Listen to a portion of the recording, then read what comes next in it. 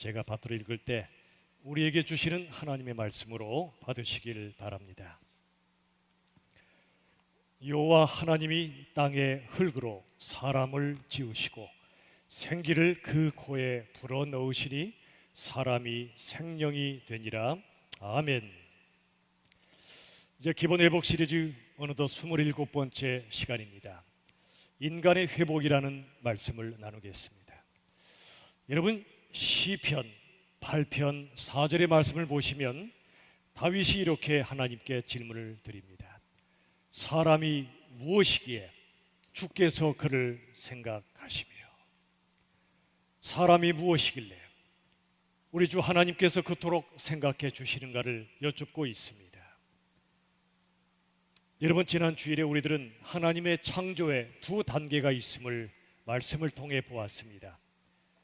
혼돈과 공허와 흑암으로 가득 차 있던 아직 미완성 상태의 창조를 제1창조라 불렀습니다.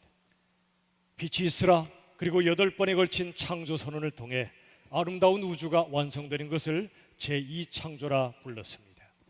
마찬가지로 사람의 창조에도 두 단계가 있었습니다. 본문 창세기 2장 7절 우리 다 함께 다시 한번 읽도록 하겠습니다. 시작. 여호와 하나님이 땅의 흙으로 사람을 지으시고 생기를 그 코에 불어 넣으시니 사람이 생명이 되니라. 아멘. 자, 말씀 보십시오. 여호와 하나님께서 땅의 흙으로 사람을 지으신 다음에 생기, 즉 하나님의 영과 하나님의 생명을 불어 넣으셨습니다. 그래서 생명, 즉 살아 움직이는 영적 존재를 만드셨습니다. 하나님과 영적으로 교제하는 사람을 창조하신 것입니다. 여러분, 사람은 이처럼 흙과 생기라는 두 가지의 성품을 가지고 있습니다. 흙은 우리의 육체를 이루었고, 생기는 하나님의 영과 생명이므로 우리의 영혼을 이루었습니다. 마치 예수님께서 신성과 인성, 하나님의 성품과 인간의 성품이라는 두 가지의 성품, 이성을 갖고 계신 것과 마찬가지로 우리 사람도 흙과 생기라는 이성을 가지고 있는 것입니다. 오늘은 인간의 이성 중에 흙의 성품에 대해서 말씀을 나누겠습니다. 그리고 다음 주일엔 생기의 성품에 대해서 말씀을 나누려고 합니다. 여러분, 첫사람 아담이란 말의 뜻은 붉다, 그런 뜻이 담겨져 있습니다. 붉은 흙으로 만들어졌기 때문일 것입니다. 하나님이 창조하신 모든 건 선한데 흙 역시 선합니다. 이 흙에는 네 가지의 선한 의미가 담겨져 있습니다. 첫 번째는 흙은 생명이고, 두 번째는 사랑이며, 세 번째는 정직, 네 번째는 겸손입니다. 여러분, 흙은 먼저 생명이지요. 여러분, 아름다운 꽃도 흙에서 납니다. 나무도 그렇습니다. 이처럼 흙은 모든 생명을 낳고 키워줍니다. 흙으로 만들어진 사람도 생명을 낳고 키웁니다. 두 번째, 흙은 사랑이지요. 흙은 모든 것을 품습니다. 마찬가지로 사람도 서로를 품으며 살아야 합니다. 흙은 또한 정직입니다. 콩 심은 데 콩나지요, 팥 심은 데 팥납니다. 우리 사람도 흙으로 만들어졌기 때문에 정직해야 됩니다. 또한 흙은 겸손이지요. 흙은 토기장이 앞에서 자기 주장을 하지 않습니다. 자신을 온전히 맡깁니다. 우리도 사람으로서 우리 토기장이신 우리 주님께 모든 것을 맡겨야 합니다. 이처럼 흙은 생명, 사랑, 정직, 겸손, 아름다운 영적인 성품을 이 흙 속에 담고 있습니다. 여러분, 기독교의 핵심 진리 중에 하나는 하나님께서 사람이 되어 이 땅에 오셨다는 것입니다. 예수님은 사람으로 오신 하나님이십니다. 흙으로 된 육체를 가지셨다는 뜻입니다. 단, 예수님이 아담과 다른 점은 멋진 청년으로 오신 것이 아니라 핏덩이 아기로 오신 것입니다. 아담처럼 멋진 청년으로 오셨다면 예수님은 그 이전의 시기를 경험해 보지 못했을 것입니다. 그러나 예수님은 핏덩이 아기로 오심으로 인생의 모든 것을 체험하셨습니다. 특별히 연약함을 체험하셨습니다. 히브리서 4장 15절 말씀 보시겠습니다. 함께 읽겠습니다. 시작. 우리에게 있는 대제사장은 우리의 연약함을 동정하지 못하실 이가 아니요 모든 일에 우리와 똑같이 시험을 받으신 이로되 죄는 없으시니라. 보십시오. 우리에게 있는 대제사장 예수님을 가리킵니다. 우리의 모든 죄를 끌어안고 하나님께 나아가셨던 대제사장 예수님, 우리의 죄를 위하여 십자가에 대신 죽으신 예수님, 그 예수님께서는 우리의 연약함을 동정하지 못하실 분이 아니라고 말씀하십니다. 우리의 연약함을 당신의 온 마음으로 느끼십니다. 이해하십니다. 함께 체험하신다는 것입니다. 우리와 똑같이 사랑을, 모든 인생의 시험을 받으신 분입니다. 우리가 이 땅에서 모든 사랑을 잃어버리는 시험, 물질을 잃어버리는 시험, 건강을 잃어버리는 시험, 모든 시험과 고통을 우리가 겪지 않습니까? 우리 예수님께서는 모든 시험을 우리와 함께 체험하신 분인 것입니다. 여러분, 예수님은 하나님이시기 때문에 한없이 신적이신 분입니다. 신의 성품을 다 가지고 계신 분입니다. 그러나 동시에 예수님은 한없이 인간적인 분이셨습니다. 질문 하나 드리죠. 예수님, 가장 예수님다우신 모습은 무엇일까요? 첫 번째는 물 위를 걸으시는 능력자의 모습, 두 번째는 산상수훈처럼 위대한 설교자의 모습, 세 번째는 죄인의 친구가 되신 모습. 여러분이 세 가지 중에 가장 예수님다우신 모습이 뭐라 생각하십니까? 바로 죄인의 친구가 되신 모습이지요. 죄가 없으신 주님이시지만 죄인들 속으로 들어오셨습니다. 그들과 함께 어울리십니다. 그들과 함께 식사하시고 삶을 나누시며 그들의 친구가 되신 것, 이게 바로 가장 예수님다우신 모습입니다. 이처럼 우리 주 예수님은 하나님이시면서도 사람이 되어 이 땅에 오셨는데 사람들은 하나님처럼 되려고 그랬습니다. 선악과를 따먹은 사건은 인간이 교만에 빠져서 하나님처럼 되려고 했던 사건입니다. 인류 역사는 자기 숭배의 역사입니다. 하나님을 경배해야 하는데 그렇지 않고 자기 자신을 신처럼 섬기는 자기 숭배의 역사입니다. 모든 인생들은 인생의 주인이 되고 역사와 세상의 주인이 되려고 했습니다. 하나님께서 온 세상을 창조하셨는데 창조주 하나님을 거절했습니다. 온 세상을 통치하시는데 통치주 하나님도 거절합니다. 언젠가 하나님은 이 땅의 모든 걸 심판하시는 심판주 하나님이신데 그것도 거절합니다. 사랑하는 여러분, 이게 바로 죄의 본질입니다. 인간이 하나님을 경배하지 않고 스스로 하나님의 위치에 올라가 모든 것의 주인 되려고 하는 것, 이게 자기 숭배의 죄악입니다. 그 결과 인간성은 파괴되었고 황폐해졌습니다. 여러분이 이 땅의 수많은 사람들의 삶을 바라보십시오.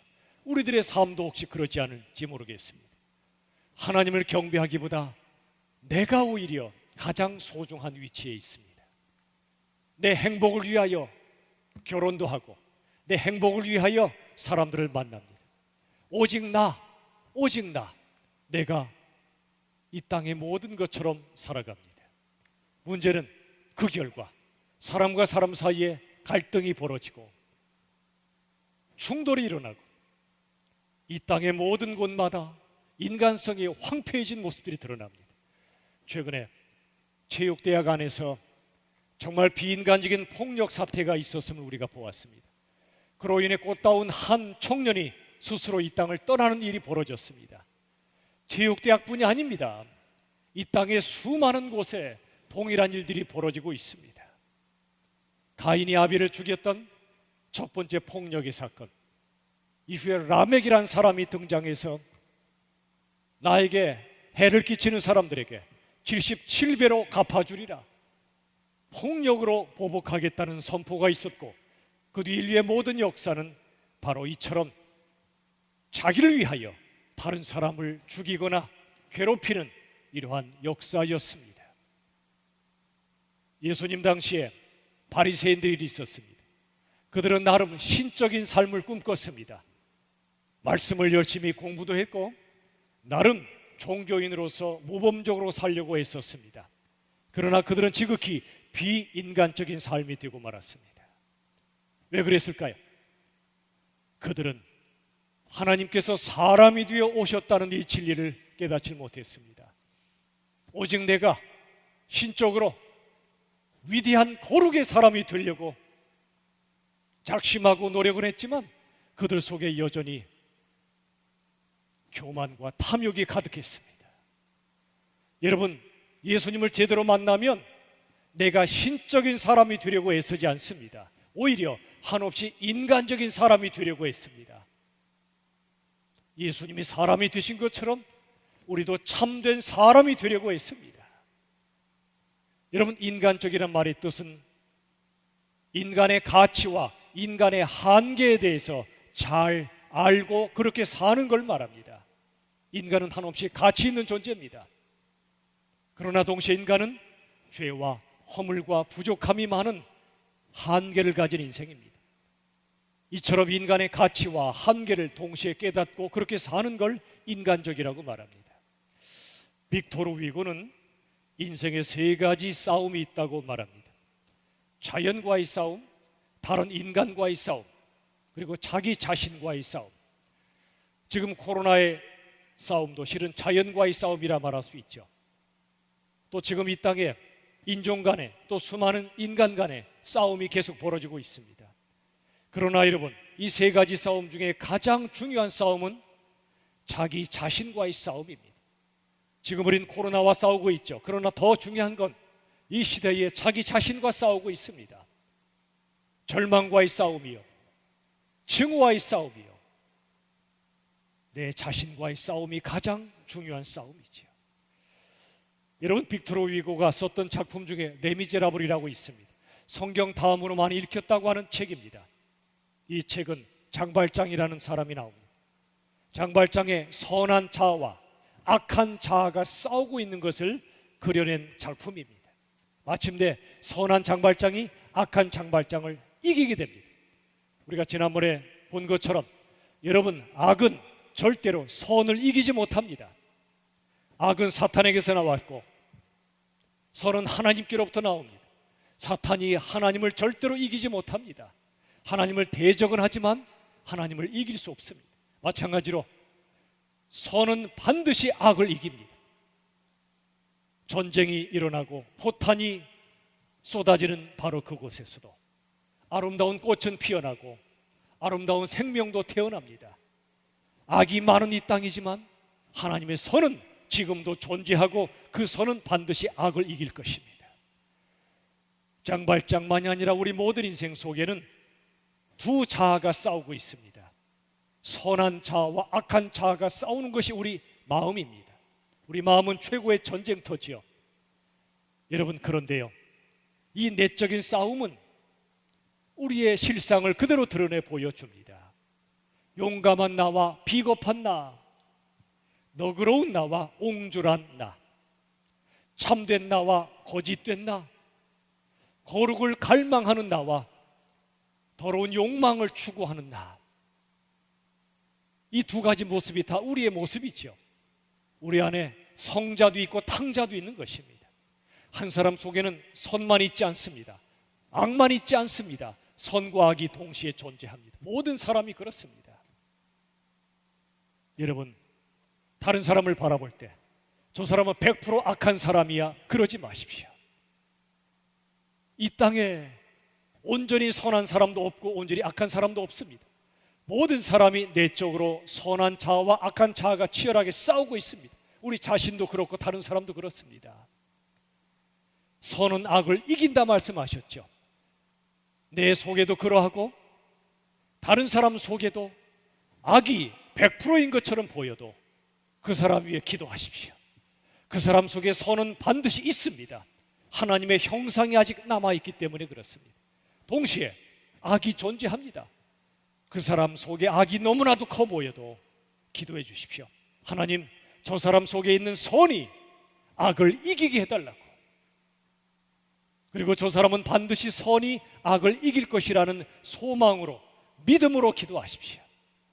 사랑은 그 사람 속에 있는 선이 그 사람 속에 악을 이기도록 도와주는 것이 바로 사랑입니다. 사랑하는 여러분, 우리 속엔 이처럼 예외 없이 선과 악이 싸웁니다. 그런데 여러분, 이런 싸움은 사실 고통스럽습니다. 내 속에 악을 볼 때도 고통스럽고 다른 사람의 악을 볼 때 정말 고통스럽습니다. 더군다나 그 사람의 악 때문에 내가 어떤 고통을 겪었으면 우리 속에는 분노가 일어납니다. 증오가 일어납니다. 그래서 싸울 수밖에 없습니다. 우리의 삶의 현실입니다. 그러나 여러분, 그게 전부가 아닙니다. 지난주 우리 본 것처럼 하나님의 창조 세계는 선합니다. 인간의 죄 때문에 타락했고 악이 우리 속에 가득하여 서로 싸웁니다. 그러나 하나님께서는 타락으로 끝나지 않고 회복의 역사를 이루어 주시는 분입니다. 믿음이 무엇이지요? 나와 다른 사람 속에 죄악과 고통과 절망이 나를 사로잡은 순간에도 하나님께서는 반드시 회복시키신다는 게 그 믿음입니다. 그게 소망이요, 그게 사랑입니다. 우리가 믿음으로 산다는 것은 다른 사람에게서 악을 볼지라도 내가 똑같이 악으로 대하지 않고 내 속에 있는 선으로 다른 사람의 악을 이기는 것입니다. 그래서 그 사람 속에 있는 선이 그 사람 속에 악을 이기도록 도와주는 것, 이게 바로 믿음 없는 사람과 다른 믿음을 가진 사람의 삶의 모습이지요. 근데 여러분, 한 가지 놀라운 사실이 있습니다. 우리가 내적으로 선과 악이 싸우잖아요. 다른 사람과도 싸우잖아요. 그런데 이러한 선과 악의 싸움은 실은 인간의 영광입니다. 어떻게 싸움이 영광이 될 수 있죠? 여러분, 개나 돼지는요, 이러한 내면의 싸움이 없습니다. 그저 본능에 충실할 뿐입니다. 물론 동물들도 자식을 사랑합니다. 새끼를 사랑합니다. 새끼가 잡혀가면 원숭이는 창제가 끊어지는 아픔을 느낀다고 그럽니다. 그러나 그들에게 본능은 있지만 그들 속에 하나님을 예배하는 것은 없습니다. 그들 속에 영성은 없습니다. 그들은 내면에서 선과 악을 가지고 싸우는 고통을 겪지 않습니다. 오직 사람만이, 하나님의 형상으로 지음받은 사람만이 내면에 싸움이 있는 것입니다. 그러므로 여러분 내면에서 선과 악이 싸웁니까? 그건 바로 하나님의 형상으로 지음받았다는 영광의 증거입니다. 싸우십시오. 싸우셔야 됩니다. 물과 기름이 섞일 수 없듯이 우리 속에 예수 그리스도와 죄악은 섞일 수가 없습니다. 동시에 존재할 때 우리는 싸워야 됩니다. 그 내면의 싸움은 바로 인간이 영광스러운 존재라는 걸 증명해 보여주는 것입니다. 여러분, 이런 싸움 때문에 우리 인간은 참으로 가치 있는 존재가 되는 것입니다. 여러분, 인간적인 사람은요, 무엇보다 자신의 죄성과 허물 때문에 아파합니다. 자신의 부족함과 모자람 때문에 슬퍼합니다. 그리고 그는 자신의 연약함을 직면하면서 하나님께 한 걸음 한 걸음 더 나아간 사람입니다. 인간적인 사람이 되십시오. 내 허물과 연약함을 부여잡고 아파하면서 십자가의 그리스도 앞에 한 걸음 더 나아가십시오. 그리하면 내 부족함 때문에 아파하는 바로 그 사람은 자기도 모르게 겸손하고 진실하며 온유한 작은 예수가 되어가는 것입니다. 내 죄성과 부족함을 가지고 씨름하지 않는 사람은 이 세상과 타협합니다. 내적인 싸움이 점점 줄어듭니다. 그는 예수님을 닮아가기는커녕 세상을 닮아갑니다. 그러나 내면에서 나의 부족함과 죄성 때문에 몸부림치며 싸우는 사람, 그리고 도와달라고 기도하는 그 사람은요, 자기는 몰라도 하나님이 아시고 사람들이 알기를 점점 더 예수님을 닮아가게 되는 것입니다. 여러분, 기억하십시오. 가장 인간적인 사람이 가장 영적인 사람이라는 사실을 말이죠. 바리새인처럼 종교적인 사람이 되지 마십시오. 인간적인 사람, 인간의 가치를 알면서 인간의 한계를 아는 사람, 바로 그 사람이 가장 영적인 사람이라는 것입니다. 자, 또 하나 질문을 드리겠습니다. 여러분, 중산층의 기준이 뭐라 생각하십니까? 우리나라의 중산층 기준을 들어보면 아파트든 집이든 몇 평 이상, 자동차 크기가 몇 cc 이상, 월급이나 연봉이 얼마 이상, 통장의 잔고가 얼마 이상, 얼마 만에 한 번씩 해외여행을 갔다 오는 사람, 이게 중산층의 기준이랍니다. 슬프지 않습니까? 모든 기준이 온통 물질입니다. 물질. 그런데 여러분, 진짜 선진국의 중산층 기준은 다르더라고요. 그들의 기준은 물질에 두지 않고 내면에 둡니다. 내면의 성숙도에 둡니다. 이런 것입니다. 그에게 바르고 확고한 가치관이 있는가? 불의에 저항하는 정신이 있는가? 그리고 사회적인 약자를 돕는 삶이 있는가? 이런 것들이 없다면 아무리 많은 돈을 갖고 있어도 그는 영적으로 가난뱅이라고 말합니다. 여러분, 이 세상은 사회적 지위, 학벌, 부, 이런 외모로 사람을 판단합니다. 그런데 하나님께서는 외모가 아니라 중심을 보십니다. 그 뜻은 껍데기로 판단하지 않으시고 그 존재로 보신다는 뜻입니다. 여러분, 사도행전 9장 43절에 보면 정말 감격스러운 그런 장면이 그려져 있습니다. 같이 읽어볼까요? 나같이 시작. 베드로가 시몬이라 하는 무두장이의 집에서 머무니라. 저도 옛날 이 말씀을 읽으면서 그냥 지나갔던 말씀이에요. 그런데 어느 날 예수님의 마음을 깨달은 다음에는 이 말씀을 읽을 때 얼마나 감동스러운지 모릅니다. 자, 베드로, 하나님의 사람이죠. 시몬이라는 무두장이의 집에 갔습니다. 무두장이는 누굽니까? 가죽을 부드럽게 만드는 직업을 말합니다. 그 당시에 천한 직업이라 불리워졌습니다. 그러나 베드로는 복음을 전하다가 이 무두장이의 집에 머물렀던 것입니다. 이 다음 장 사도행전 10장에 보면 로마의 백부장이었던 고넬료가 사람 셋을 베드로에게 보내요. 이 무두장이의 집으로 보냅니다. 세 사람은 이런 사람들이었어요.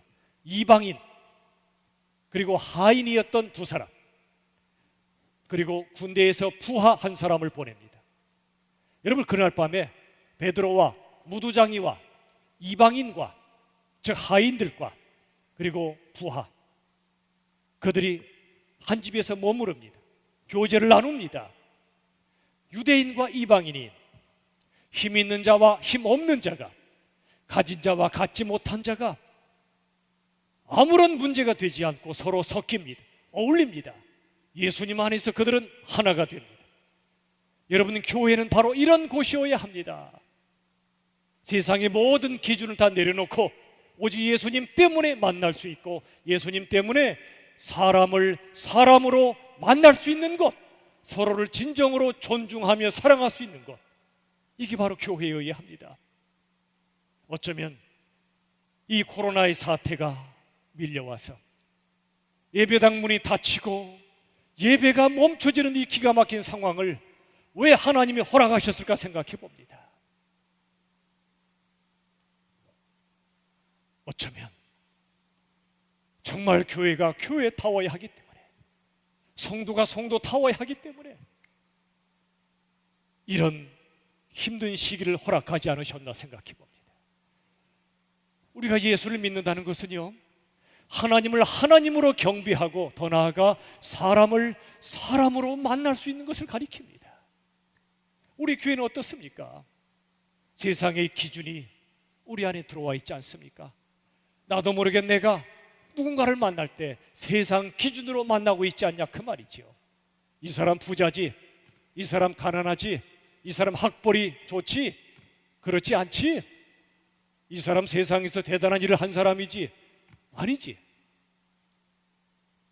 사람을 사람으로 만나지 않는다면 어쩌면 우리도 이 세상의 정신 앞에 무너져 있는지도 모릅니다. 제가 아까 사도행전 9장 43절 베드로가 무두장의 집에 머물렀다는 이 말씀이 왜 감동이었는지 아시겠습니까? 우리가 예수를 믿는다는 것은요, 이 땅에 가장 천대를 받는 사람이라 할지라도 예수님의 마음으로 환대할 수 있는 걸 가리킵니다. 세상 기준으로 그를 판단하지 않습니다. 어떤 자라도, 어떤 사람이라도 그를 외적 조건이 아니라 그를 바로 사람으로 만날 수 있는 것을 가리킵니다. 베드로가 이제 그 다음 날 그들과 함께 일어났습니다. 아마도 아침밥을 챙겨 먹고 함께 고넬료에게 갔습니다. 그러자 고넬료란 사람이, 로마의 백부장이 베드로에게 절을 합니다. 여러분 로마 백부장 정도 되면 아주 높은 직책입니다. 그런 사람들 앞에 절할 일이 없을 것입니다. 황제 앞이나 절할까요? 그런데 이 고넬료가 베드로 앞에 엎드려 절을 하는 것입니다. 그러자 베드로가 황급하게 그를 일으킵니다. 이렇게 말합니다. 어서 일어서시오. 나도 사람이요. 나도 사람이요. 무슨 뜻입니까? 지금 고넬료는 베드로에게 그가 예수님의 수제자였기 때문에 예수님 앞에 경배하듯이 절했을 텐데, 베드로는 그게 아니라는 것입니다. 나 베드로는 우리 주 예수님을 3번씩이나 부인했던 죄인이요, 예수님이 부활하신 다음에도 너무도 부끄럽고 부끄러워서 예수님을 떠나 옛날 생업의 현장으로 도망갔던 나요. 그런데 예수님이 내게 찾아오셔서 생선 요리를 대접해 주시고 잃어버렸던 목자의 사명을 회복시켜 주셨어. 복음 전도자의 사명을 감당하고 있는 것은 내가 대단해서가 아니요, 하나님의 전적인 은혜입니다. 나도 당신과 같이 하나님 앞에 동일한 죄인이고 은혜로 구원받은 동일한 성도요. 그게 바로 베드로의 말의 뜻이 아닐까요? 일어서시오, 나도 사람이요. 여러분에게 말씀을 전하는 저도 당연히 사람입니다. 그것도 심히 모자라는 사람입니다. 요즘 잠 못 이루는 밤이 참 많습니다. 사람이기 때문에 하나님의 은혜가 절대로 필요함을 절감하고 있습니다. 사람이기 때문에. 여러분도 사람이시지요? 사람입니다. 또 하나 질문을 드리겠습니다. 여러분, 남자가 나무라면 여자는 뭘까요? 남자가 나무라면 여자는 꽃, 열매, 뿌리, 아니면 땅? 그렇지 않습니다. 남자가 나무라면 여자도 나무예요. 똑같은 나무입니다. 남자와 여자는 하나님의 형상으로 지음받은 동일한 가치를 지닌 사람이란 말입니다. 우리가 자꾸 구별하다 보니까 나중에 차별합니다. 당신 남자지, 여자지. 당신 학벌이 어떠하지? 당신 집이 몇 평이지? 그렇지 않습니다. 갈라디아서 3장 28절 다 같이 읽겠습니다. 다 같이 시작. 너희는 유대인이나 헬라인이나 종이나 자유인이나 남자나 여자나 다 그리스도 예수 안에서 하나이니라. 아까 무두장의 집에서 이방인도 모이고 하인도 모이고 모든 사람이 모여서 천국잔치를 벌였던 것처럼 우리의 가정과 우리의 교회, 우리의 삶은 어떤 민족 출신이든 어떤 인종이든 어떤 환경 속에 있는 사람이든 남자든 여자든 다 예수 안에서 하나라는 사실을 잊어서는 안 됩니다. 동일한 사람이란 말입니다. 성악가 조수미 씨, 피아니스트 조성진 씨, 피기어 선수 김연아 씨, 축구 선수 손흥민 씨, 이분들의 공통점은 성공한 분들입니다. 유명 예술인들, 유명 스포츠 스타들, 유명 연예인들, 유명 정치가들 모두 사람입니다. 우리들은 그들의 껍데기로 그들을 부러워하기도 하고 평가하지만 그들도 실은 사람입니다. 눈물이 있는 사람이요, 연약한 인생들입니다. 여러분, 세상에서의 성공은 그 사람의 일부지 전부가 아니에요. 우린 사람을 사람으로 만나야 됩니다. 외적 조건이 아니라 내적인 존재로 만나야 합니다. 기뻐하고 슬퍼하는 존재, 소망하고 절망하는 존재, 환희에 찼다가도 외롭고 두려워하는 존재가 우리 사람입니다. 저도 여러분도 다 그렇습니다. 어떤 분의 고백을 최근에 듣고 가슴이 먹먹해졌습니다. 이분은 젊을 때 꿈이 아주 많았습니다. 꿈을 이루려고 정말 열심히 공부했고 노력도 했습니다. 그 결과 인정도 받았고 어느 정도 성취도 이루었습니다. 그런데 어느 날 몸에 너무도 힘든 병이 찾아왔습니다. 아주 희귀한 병이었습니다. 온몸이 부서지는 고통을 겪습니다. 모든 게 깨졌습니다. 몸만 깨진 게 아니라 꿈도 깨지고요, 모든 관계도 깨지고요, 인생이 산산조각 난 것 같았습니다.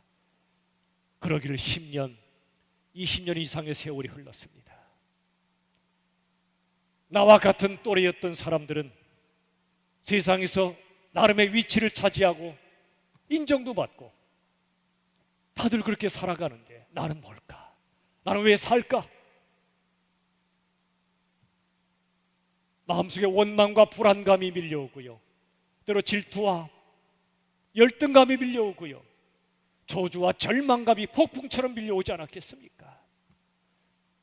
그런데 이분이 예수님을 만나고 또 만나시면서 한 가지를 깨달았습니다. 내 삶에 닥쳐온 고통이 내 모든 껍데기들을 하나씩 하나씩 벗겨내고 있다는 사실이었습니다. 그동안 나는 나를 어떤 쓸모로 평가했는데 비로소 나를 쓸모가 아니라 존재로 바라보기 시작했습니다. 그러자 마음속에 하나님이 주시는 자유가 찾아온 것입니다.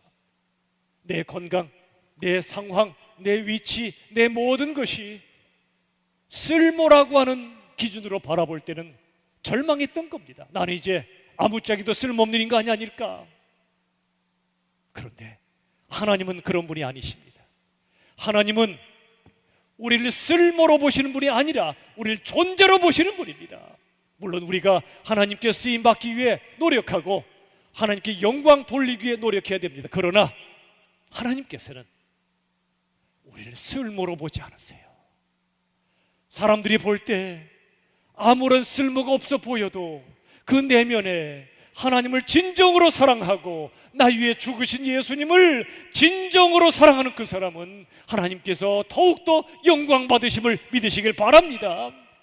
그의 삶에 어떤 고통이 왔어도, 질병이 찾아오고 장애가 찾아오고 수많은 아픔이 있었을지라도 그 고통을 통해 내 껍데기를 벗겨내 주시고 껍데기가 아니라 존재로 바라보시는 주님, 쓸모가 아니라 당신의 자녀로 바라보시는 주님을 만나시길 간절히 바랍니다.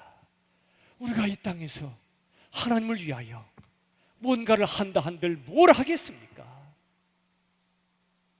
하나님이 기뻐하시고 영광 받으시는 것은 아무짝에도 쓸모없는 나지만 내 작은 것, 내 작은 생명, 호흡 한결이라도 우리 주님 앞에 내 죄를 회개하며 나 위해 죽으신 예수님을 위하여 내 전심의 찬양을 드리며 내가 쓸모없지만 내 삶 전체, 내 마음의 전체를 주께 드리기 원하는, 바로 그것을 우리 주님은 기뻐하시고 그 순간 어떤 위대한 성취보다, 성공보다 영광 받으실 줄로 믿으시길 바랍니다.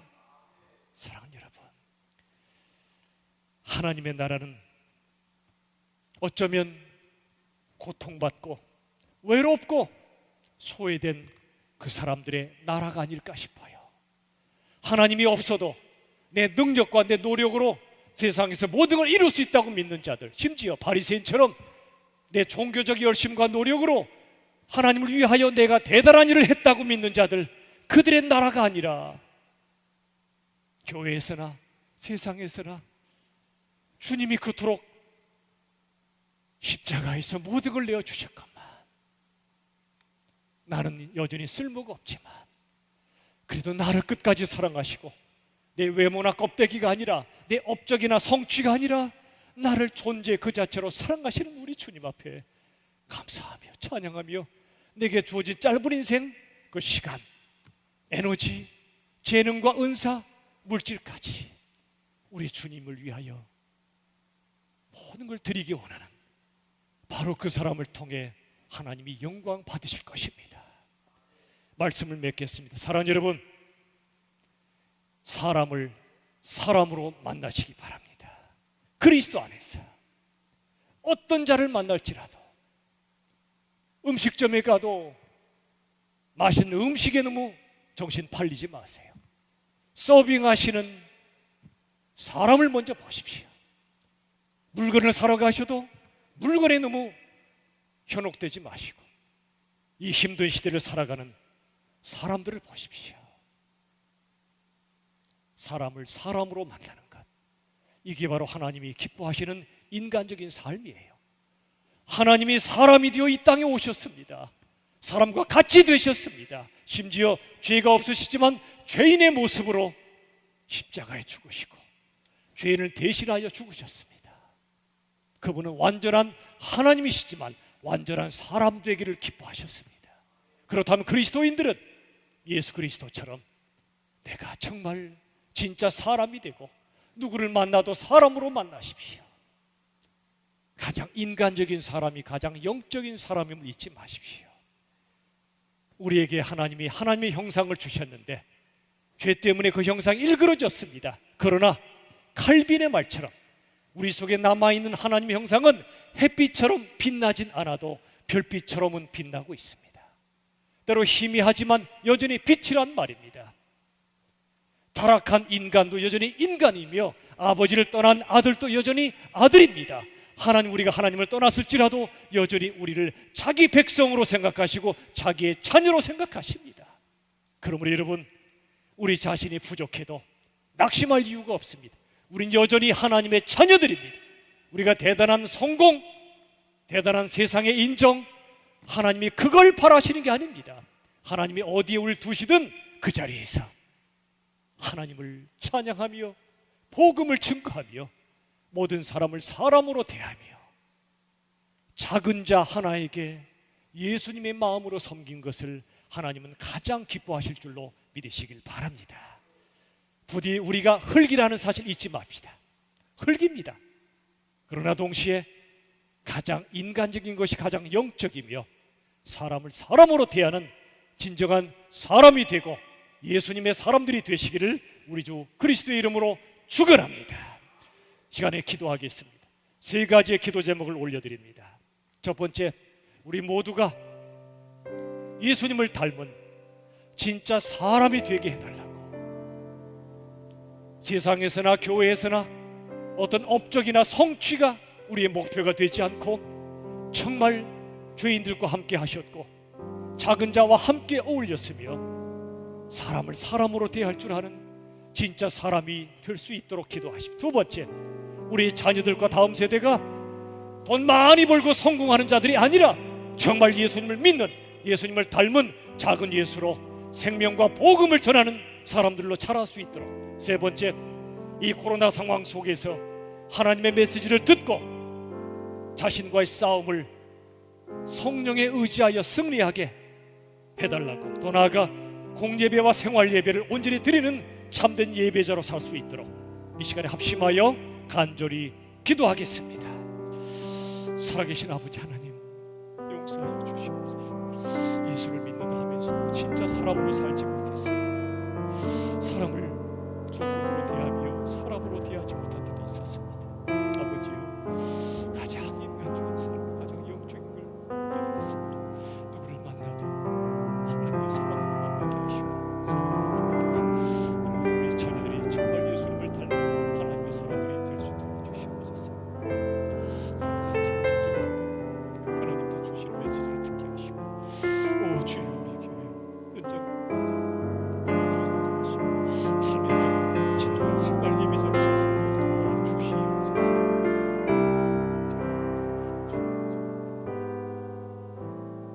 살아계신 아버지 하나님, 이 코로나의 상황 속에서 주시는 메시지 중에 하나는 정말 교회가 교회답고 성도가 성도답고 우리가 진짜 사람이 되라고 하시는 메시지가 아닐까 싶습니다. 바리새인처럼 종교인이 되지 않게 하여 주시고 예수님처럼 진짜 사람이 되게 하여 주시옵소서. 가장 인간적인 사람이 되게 하셔서 그가 가장 영적인 사람임을 잊지 않게 하시고 누구를 만나도 어떤 사람을 만나도 그를 조건이 아니라 사람으로 만나며 존중하며 사랑하는 저희들 되게 하여 주시옵소서. 예수님의 이름으로 간절히 기도하옵나이다. 아멘.